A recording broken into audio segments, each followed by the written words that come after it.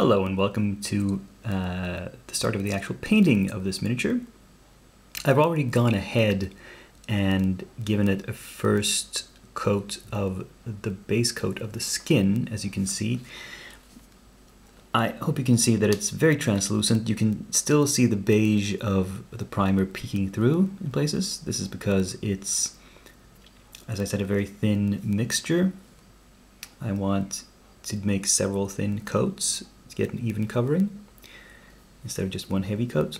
So this mixture is approximately, I'd say 50% paint and 50% thinner medium, no, sorry, 25% thinner medium and 25% water to get a good mixture. Now the color, the base coat, the paints I've used are an equal mix of these two, the pale flesh and the heavy skin tone from Vallejo Game Color. Now, let's put this out for a minute. This looks a bit more, if you compare it to the picture on the cover art, they've gone for much paler skin. She's very pink.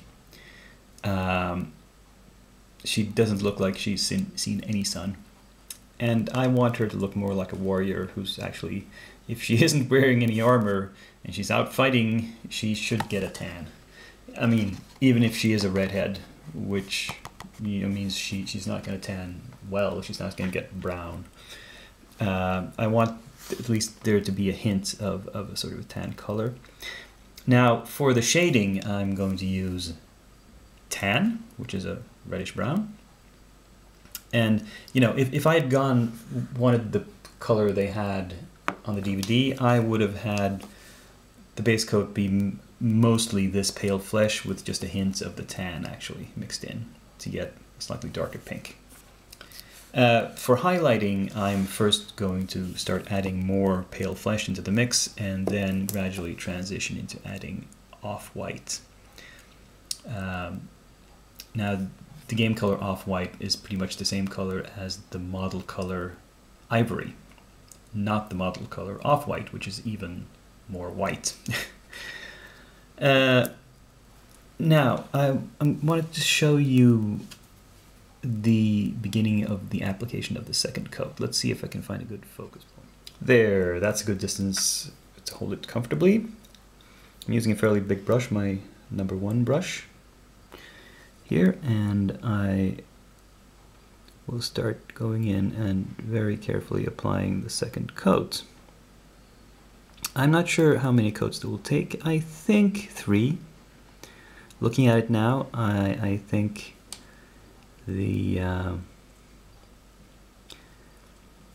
this coat will not cover the primer completely.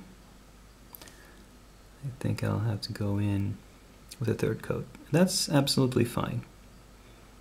I mean, if I was even more careful, I would thin it even more and go like 5 or 6 coats of the base layer. I just want to make sure to get all the places. So there's some paint on there. It's good to have a really solid base coat, because that way, even if you can mess up some of the shading and highlighting, that's not going to make a big difference for the big picture when somebody is just taking in the whole of your work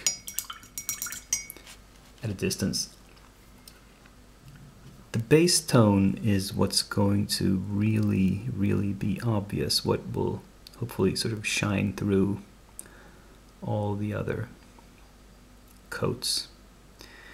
And so it's important to get that right.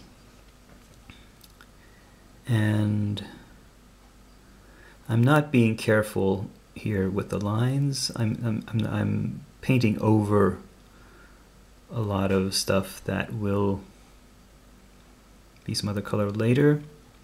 It doesn't matter because, as I said, it'll be covered later. And as each part of the miniature is finished, I'm going to have to be more and more careful not to paint over stuff that I have already painted. of course. But that is the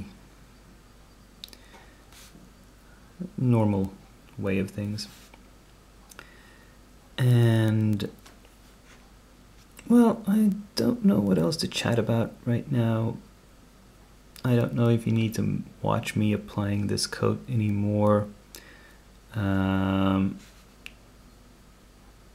I think I've done the front completely now. It's time to turn her over. And I've been perhaps a bit overzealous. I painted too much here on the back. That's gonna have to scrape that off later anyway to glue the cloak on. But oh well. Better safe than sorry.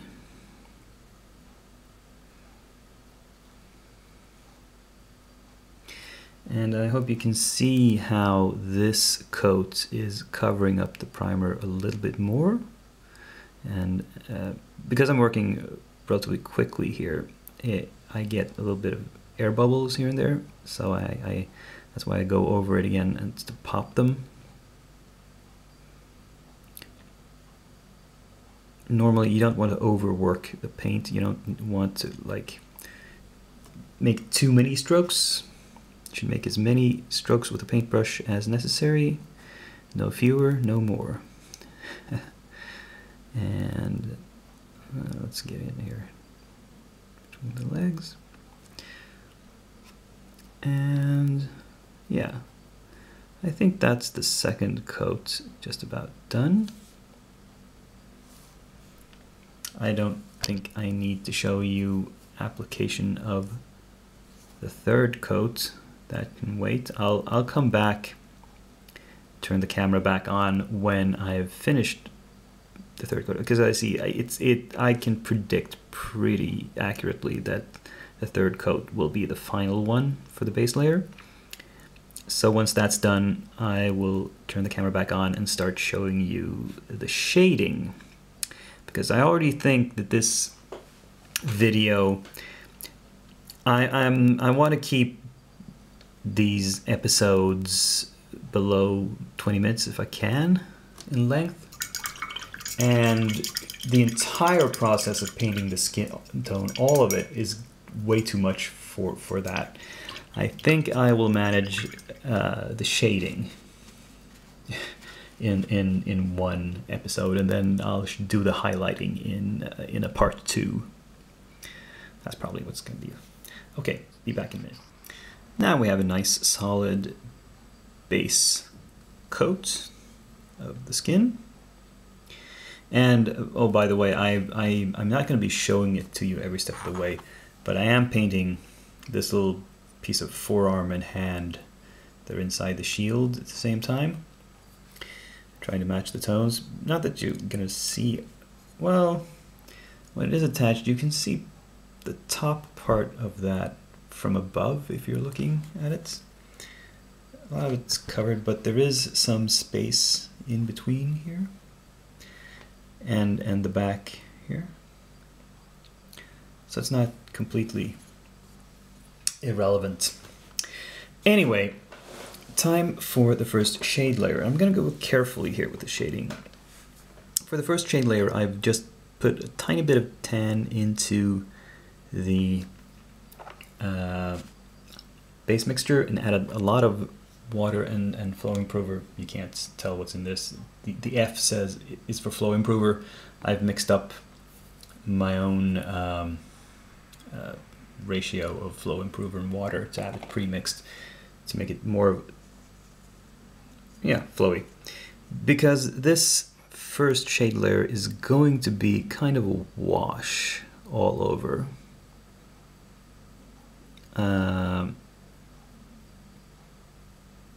I'm going to just tint the whole thing, and you can see that it's very subtle. It's possible that the camera won't even pick up, and this creates a lot of air bubbles. I go in with the dry portion of the brush here and pop those, and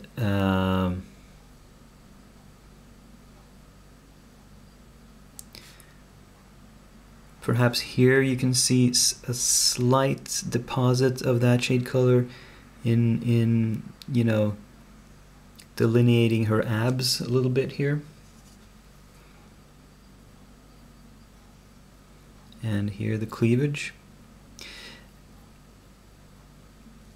I'm going to, as the shades progress,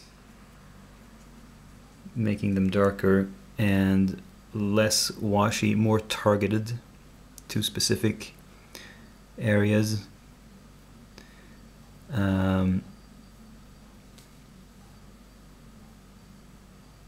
Which I will show you later, of course.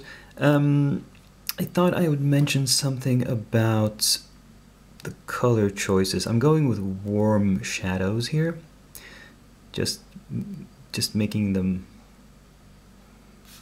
deeper flesh color. And the reason is I don't really want a lot of contrast. I want a smoothness. Now, if I was painting like a male warrior of this type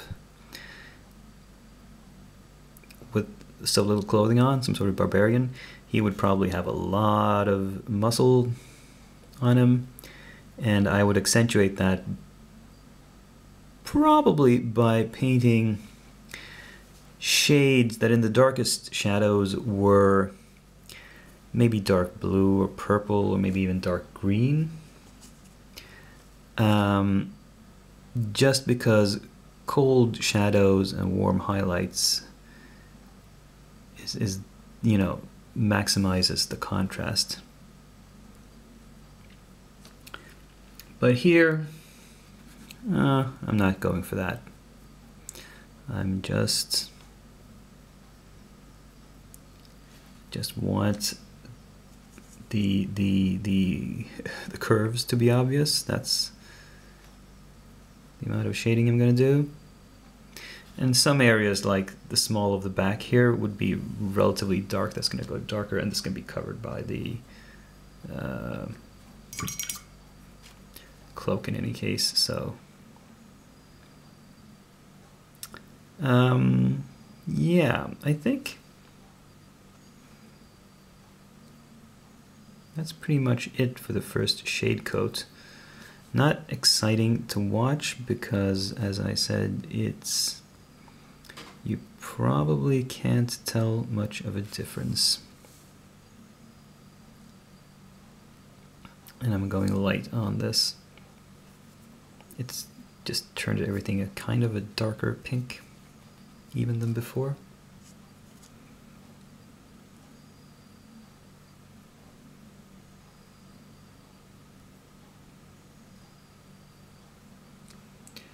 And I'll paint some more into this area. Yeah. We'll let that dry and come back for the next. And welcome back for the next coat of shading. Now I'm switching from the size 1 to my trusty size 0 brush, my workhorse that I almost always use. It's going to be the brush I use for painting the rest of this miniature. And I'm not going to wash anymore, so let me show you what I'm going to do. Here is my wet palette. Just a sec. I have... I'm just going to mix this up just a little bit so you can see the difference. Okay, so this here is the base color. Here I mixed a little bit in for the first shade. This is the second shade, which is 50-50 tan and base color, and this over here is a puddle of pure tan. The difference between these two might not be as noticeable here. It's more noticeable on the model. So what am I going to do? Well, this is very watery. If I touch the brush to it, you'll see that it becomes very, very wet. So what I will do is I'll dip the brush like that, then I'll take a paper towel and I will simply touch the side of the brush to that, and that will draw out some of the excess water and paint leaving a little bit of paint in the brush. And then I will go in and, for example, here, just kind of paint in the shade. And I just, for example, in this case, want to shade the area, the back of the leg here, the back of the thigh, a little bit more. And hopefully, you can probably tell the transition here fairly obviously. I'm going to blur that a little bit with the previous color.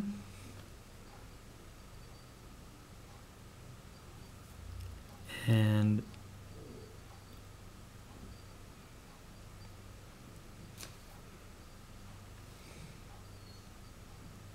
keep doing this.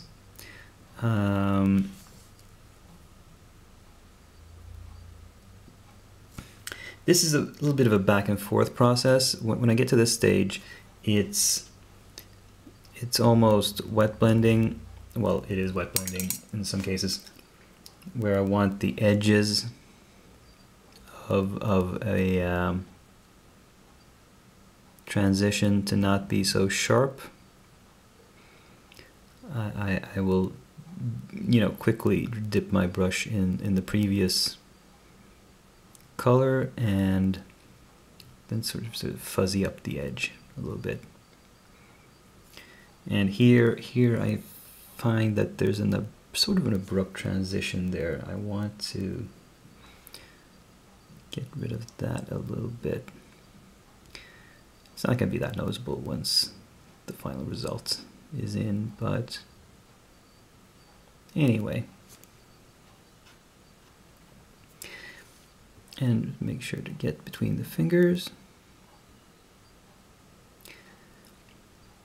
I don't really know what else to tell you about this, except maybe the areas I'm going for. I'm going, as I said, see for the insides here. I don't want to put this shade on anything that will be hit by the sun, except maybe a little bit of the cuts there. But like the insides of the arms, the insides of the thighs, here and here a little bit, and of course shaded areas like here and perhaps underneath this belt a little bit.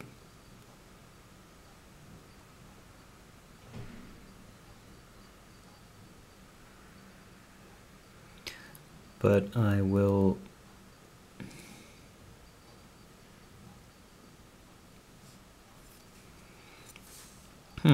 so I'm sort of looking at it and trying to figure out if I like it.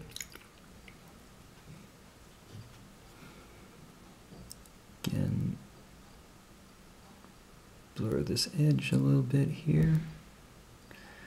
A little bit of feathering.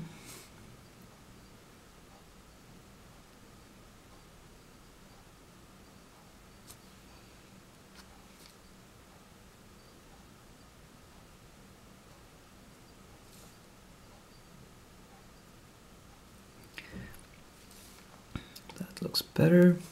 It's not, it's difficult to give you like exact guidelines for precisely how to do this. I put some paint in an area that I think needs shading a bit more, like defining the musculature here perhaps, and then I sort of go back in with a slightly lighter mixture and try to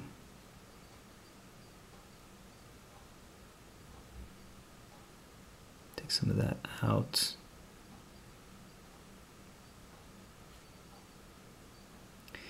It's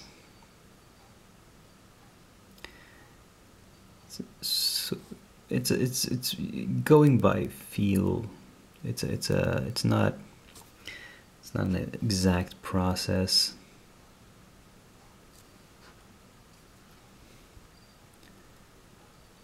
Just dab some color in there and underneath the boobs, of course. Need some shading. And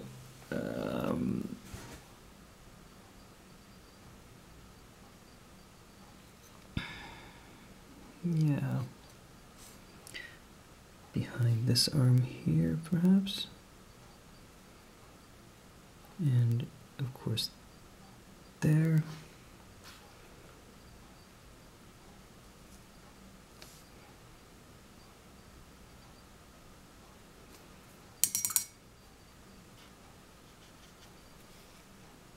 the cleavage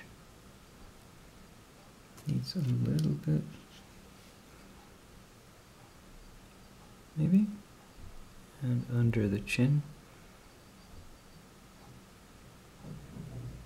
Maybe the cheekbones should be highlighted, and the eye sockets.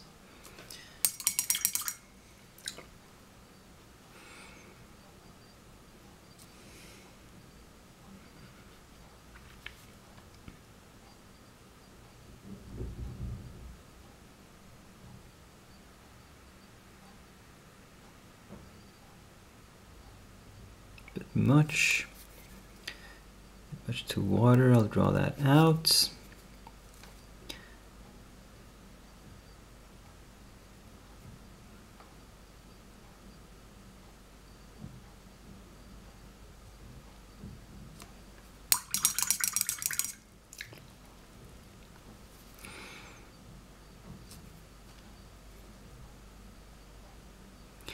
If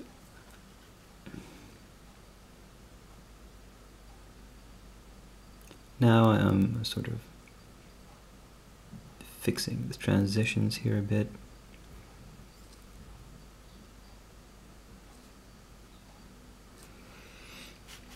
I don't have any insightful commentary really to give here. I'm not sure what else to say. You could say that I'm sort of testing out this process of painting and showing you almost the entire process and talking through it at the same time. It's kind of a new thing I'm testing. And I see I'm reaching the 10-minute mark on this clip, so this is going to be enough. I'll do some more here on the back, but I'll come back when this layer's dried and show you the final shade. So it'll be time now for the final shade, at least so far. I might always change my mind later. You never know. But since I'm going way over my self-imposed 20-minute limit here, you live and you learn. This will be the final layer I show in this video, definitely. And here I'm just accentuating a few portions I need to be really extra dark. This is the pure tan, by the way.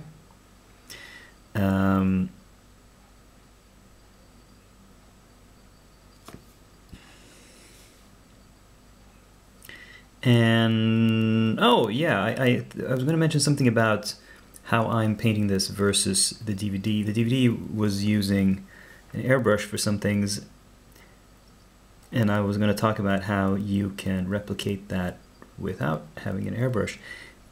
For the skin tones, they only use the airbrush to lay down the base coat and the very first shade and first highlight.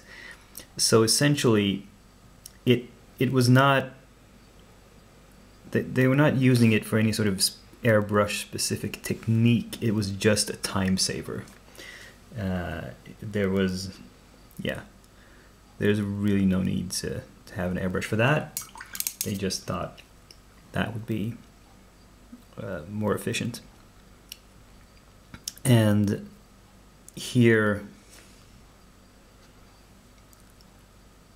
I can accomplish the same things with ordinary layering, glazing, wet blending, what have you. Some of the other portions where they use the airbrush are more difficult, or, well, I don't know, difficult, more require more explanation to how to do it without an airbrush, and I'll get to that. Specifically, I'm talking about the cloak and the shield, and I'll be doing those in two different ways, which you'll see when we get there. Here, I don't want to shade the face too much, but under the chin should be a dark area. Perhaps here in the hollow of her throat. Of course, try to get more here in the cleavage. I'll do it really dark, and then I'll clean it up in the highlighting stage. How's that? And some rosy cheeks, and the eye sockets need to be darker. They'll be even darker. Before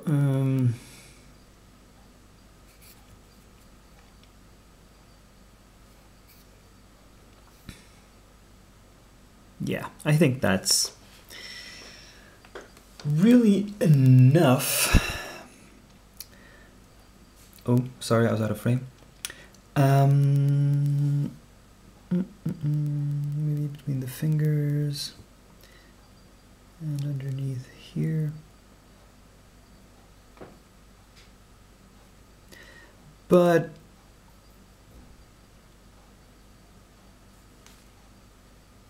yeah, this upper arm will be covered by the shield, so that should be slightly darker as well. So we'll do a wash of the deep tan color there,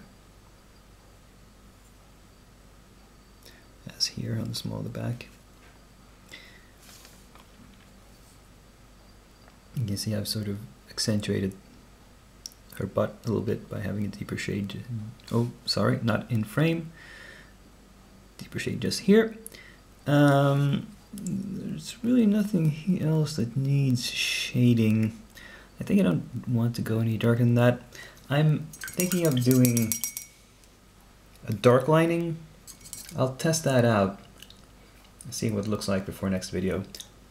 But also, I have to point out, the whole rambling in real time, I'm very new to it.